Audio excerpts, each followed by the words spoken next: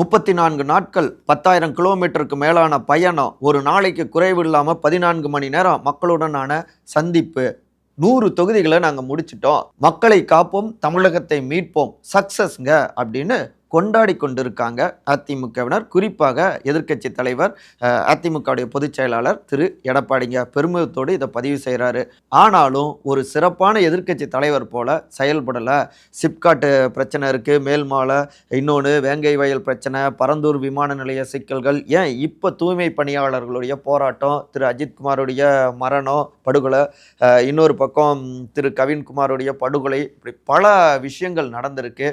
எல்லாவற்றிலுமே தமிழ்நாட்டையே அதிரச் செய்யக்கூடிய வகையில், திமுகவுடைய ஆட்சியுடைய தவறுகளை அம்பலப்படுத்தக்கூடிய வகையில், மக்கள் எல்லோரையும் தன்னுடைய குடையின் கீழே ஒருங்கிணைக்கக்கூடிய வகையில், எதையுமே தாக்கம் ஏற்படுத்தக்கூடிய வகையில் எடப்பாடி முன்னெடுக்கல. ஒரு சம்பிரதாய அறிக்கை போலவும் அப்போதைக்கு கண்டிக்கிற மாதிரி தான் இருக்கு. இப்படி இருந்தா எப்படி ஒரு மாற்றத்தை ஏற்படுத்த முடியும்?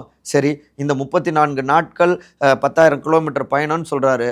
தொடக்க நாள் ஜூலை 7ஆம் தேதியிலிருந்து இப்போ வர பாஜகவுடன் கூட்டணி சேர்ந்ததில் என்ன தப்பு அப்படின்னு விளக்கம் கொடுத்துக்கிட்டே இருக்காரு திரு சிபி ராதாகிருஷ்ணன். அப்போ பிஜேபியோட கூட்டணி வச்சப்ப அவர் உங்களுக்கு ஆர்எஸ்எஸ் காரரா தெரியலையா அப்படின்னு திமுக கிட்ட சண்டை போட்டுட்டு இருக்காரு. இவர் அதிமுகவுடைய பொதுச் செயலாளரா இல்லை பாஜகவா அப்படின்னு கேள்விகளை அவங்க கட்சியிலேயே எழுப்புறாங்க. ஆதாரங்கள் கொண்டு ஆக்கப்பூர்வமான போராட்டங்களை முன்னெடுத்தால் ஆட்சி மாற்றம் நிச்சயம், இல்லைனா அவருடைய கோட்டை கனவுகள் தவிடுபடி ஆவது தவிர்க்க முடியாதுங்கிறாங்க கூர்ந்து கவனித்துக் கொண்டிருக்கிற அரசியல் விமர்சகர்கள்.